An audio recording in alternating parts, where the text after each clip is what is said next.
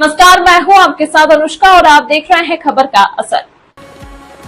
उत्तराखंड महिला आयोग की उपाध्यक्ष शायरा बानो के संघर्ष के सफर का फायदा मुस्लिम समुदाय की पीड़ित महिलाओं को अब मिलेगा। मुस्लिम महिलाएं अपने पति से गुजारा बसर के लिए भत्ते की मांग कर सकती हैं। इसको लेकर सुप्रीम कोर्ट ने फैसला सुनाया है। उत्तराखंड राज्य महिला आयोग की उपाध्यक्ष शायरा बानो ने सुप्रीम कोर्ट के फैसले का स्वागत करते हुए खुशी जाहिर की। शायरा बानो ने अपनी 3 तलाक को लेकर साल 2016 में सुप्रीम कोर्ट का दरवाजा खटखटाते हुए रीट दायर की थी, जिस पर सुप्रीम कोर्ट ने साल 2017 में उनके पक्ष में फैसला सुनाया। इसके बाद साल 2018 में 3 तलाक को लेकर कानून बना और तलाक देने वालों पर मुकदमा दर्ज करके जेल भेजने का प्रावधान बनाया गया। शायरा बानो ने बताया कि सीआरपीसी की धारा 125 के तहत मुस्लिम तलाकशुदा महिलाएं भी अपने पति से गुजारा भत्ता मांग सकती हैं। इससे देश की महिलाओं को हक व अधिकार उन्हें मिल सकेगा। अब मुस्लिम महिलाओं के साथ अन्याय नहीं होगा। शायरा बानो ने बताया कि प्रयागराज निवासी प्रॉपर्टी डीलर रिजवान अहमद से साल 2002 में उनकी शादी हुई। साल 2015 में पति ने उनकी 3 तलाक दे दिया। साल 2016 में शायरा बानो ने 3 तलाक को लेकर सुप्रीम कोर्ट में रीट याचिका दायर की। साल 2017 में सुप्रीम कोर्ट ने शायरा बानो के पक्ष में फैसला सुनाते हुए 3 तलाक को असंवैधानिक माना। शायरा बानो की एक बेटी हुमैरा नाज और एक बेटा इरफान अहमद है। दोनों को उनके पति अपने पास रखे हैं। शायरा बानो ने बताया कि उनके पिता स्वर्गीय इकबाल अहमद आर्मी में थे। वो उधम सिंह नगर जिले के काशीपुर के हेमपुर डिपो से रिटायर हुए थे और 7 जनवरी 2024 को उनकी मृत्यु हो गई। शायरा बानो ने बताया कि उनके परिजनों की मदद से 3 तलाक एवं हलाला पर बैन लगाने के लिए सुप्रीम कोर्ट में याचिका दायर करके संघर्ष किया। उनके संघर्ष में 3 तलाक एवं हलाला पर प्रतिबंध लगा। इसके बाद अब सुप्रीम कोर्ट के आदेश से मुस्लिम महिलाएं भी अपने पति से गुजारा भत्ता मांगने की हकदार हो गई। उत्तराखंड की धामी सरकार ने साल 2020 में शायरा बानो को उत्तराखंड राज्य महिला आयोग की उपाध्यक्ष पद की जिम्मेदारी दी थी। सुप्रीम कोर्ट का जो आदेश आया है और जो फैसला आया है उसका सबसे पहले तो मैं बहुत स्वागत और अभिनंदन करती हूँ। और ये तमाम जो है मुस्लिम महिलाओं के लिए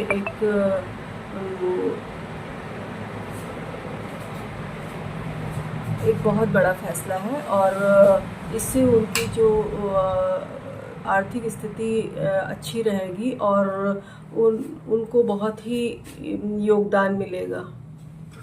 कहीं ना कहीं इस फैसले से कुछ लोगों के मन में जो रहता है कि मतलब कमी आएगी इसमें, जो तलाक़ें दी जाती हैं। हाँ, बिल्कुल कमी आएगी और इससे जो गुजारा भत्ता अगर इसके गुजारा भत्ता के देने के डर से और 3 तलाक में कमी आएगी। और वैसे भी 3 तलाक के लिए कानून बन गया है और इसमें भी 3 तलाक में भी कमी आएगी और उनकी जो मुस्लिम महिलाओं की जो सामाजिक स्थिति अच्छी होगी। हम दोनों पक्षों की बात सुनते हैं और काउंसलिंग करवाते हैं।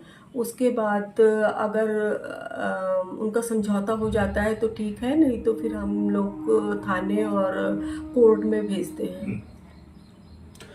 जैसे कि आपने जितने संघर्ष किया है तो और महिलाओं मैं यही संदेश देना चाहती हूँ कि जो भी कुप्रथा है इसके सामने जो है ना झुके और इसका जो है डटकर सामना करें।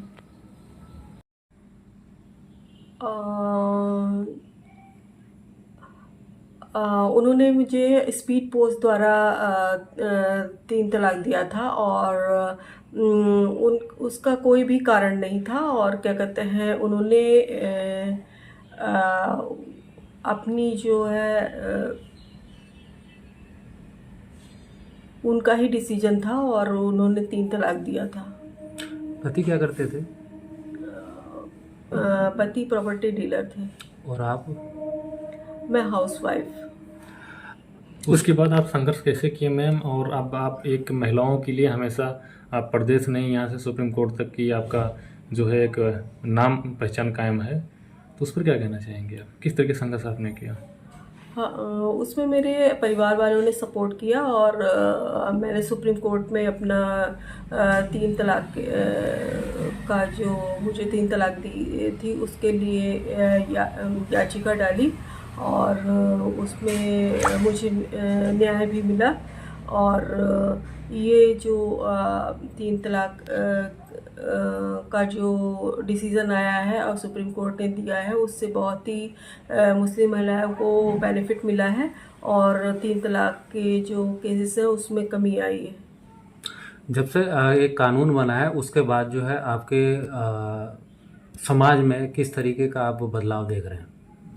अब जो 3 तलाक का जो कानून बना है उसमें पहले जो मुस्लिम महिलाएं अगर 3 तलाक दे दिया जाता था तो वो चुपचाप बैठ जाती थी। अब 3 तलाक का कानून बन गया है, अगर ऐसा होता है तो वो सामने निकल रही हैं और अपने लिए जो है न्याय का गुहार लगा रही हैं। कानून बनने के बाद सरकार ने कौन सा पद से आपको नवाजा और किस आप जिस क्षेत्र में काम कर रही हैं कैसा लग रहा है इसमें? कानून बन जाने के बाद मुझे जो है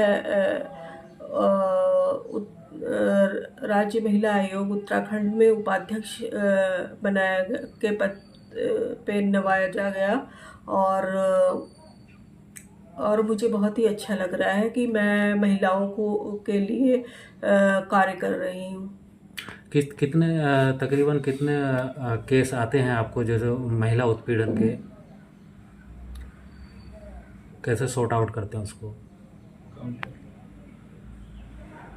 मतलब आप आज सुप्रीम कोर्ट ने कहा है कि जो पीड़ित तलाकशुदा महिला है वो भत्ते के लिए कोर्ट की शरण ले सकती हैं, कैसा मानना है आपका? ये सही बात है कि सुप्रीम कोर्ट ने जो कहा है कि वो कोर्ट की शरण ले सकती हैं तलाकशुदा महिलाएं। इससे क्या होगा, हमें मिलना भी चाहिए क्योंकि तलाक के बाद हम इंडिपेंडेंट तो है नहीं, हमारा घर रोज़ी कैसे चलेगी, भत्ता कैसे चलेगा हम लोगों का। अगर कोर्ट ऐसे ऑर्डर पास करती है तो उससे हम लोगों का ही बेनिफिट है थोड़ा।